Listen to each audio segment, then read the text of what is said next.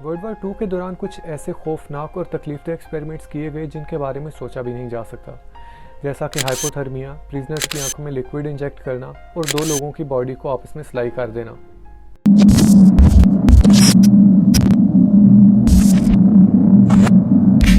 हम लोग ये चीज़ तो जानते ही हैं कि इंसान की बॉडी के लिए सोना इतना ही ज़रूरी है जितना कि खाना खाना या सांस लेना, लेकिन साइंटिस्ट आज तक इस मिस्ट्री को सॉल्व नहीं कर पाए कि ये क्यों ज़रूरी है।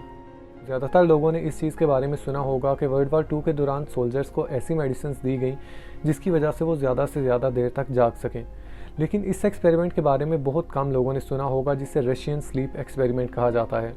ये एक्सपेरिमेंट इसलिए किया गया ताकि रशियंस को कम्प्लीटली सोने से रोक दिया जाए।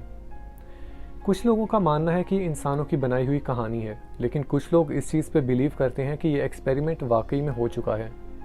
उन लोगों ने एक ऐसी गैस बनाई जो कि लोगों को जगा के रख सकती थी, लेकिन उसकी मैसिव प्रोडक्शन से पहले उनको इसे टेस्ट करना था। जेल में कैद 5 कैदियों से वादा किया जाता है कि उन पे ये एक्सपेरिमेंट किया जाएगा और अगर वो लोग इसमें कामयाब हो जाते हैं तो उनको आज़ाद कर दिया जाएगा। मोस्ट लाइकली ये वादा झूठा था, लेकिन उन प्रिजनर्स को लगता था कि वो ये एक्सपेरिमेंट कंप्लीट कर लेंगे और इस तरह उनको आज़ादी मिल जाएगी। उनको एक एयर टाइट चैम्बर में कैद कर दिया जाता है, जहाँ पे उनको कुछ बुक्स, ब्लैंकेट्स और पूरे महीने का खाना दे दिया जाता है। क्योंकि ये एक्सपेरिमेंट उन दिनों किया गया जब कैमराज एग्जिस्ट नहीं करते थे, तो उनको मॉनिटर करने के लिए माइक्स और एक विंडो बनाई जाती है।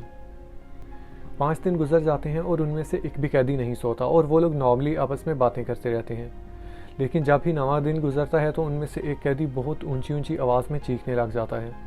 वो कई घंटों तक चीखता रहता है, यहाँ तक कि उसके वोकल कॉर्ड्स फट जाते हैं और वो अब चीखना बंद कर देता है। लेकिन यहाँ क्वेश्चन ये है कि बाकी के 4 प्रिजनर्स ने उस चीज़ पर कैसे रिएक्ट किया।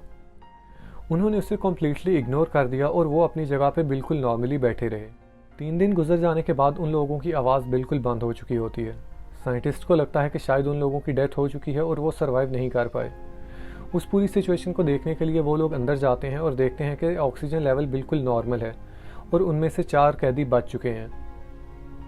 उनको दोबारा वहाँ पर कैद कर दिया जाता है। 15 दिन गुजर जाते हैं और एक्सपेरिमेंट की ड्यूरेशन ख़त्म हो जाती है। साइंटिस्ट गैस की सप्लाई को रोक देते हैं और फ्रेश एयर को अंदर भेजते हैं। जब वो लोग उनको वहाँ से बाहर निकालने लगते हैं तो प्रिजनर्स कहते हैं कि उनको यहाँ से बाहर ना निकाला जाए।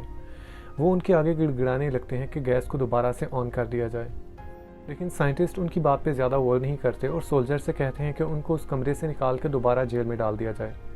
जब सोल्जर्स उस कमरे में जाते हैं तो उस मंजिर को देख के डर जाते हैं, क्योंकि वो लोग जिंदा तो बच गए लेकिन अब वो बिल्कुल भी इंसान नहीं लग रहे थे। उनके पूरे जिस्म से खून निकल रहा था, वो एक दूसरे को नुकसान पहुंचा रहे थे। जो वहाँ खाना पड़ा हुआ था वो उसको खाने की बजाय अपना ही गोश्त खा रहे थे।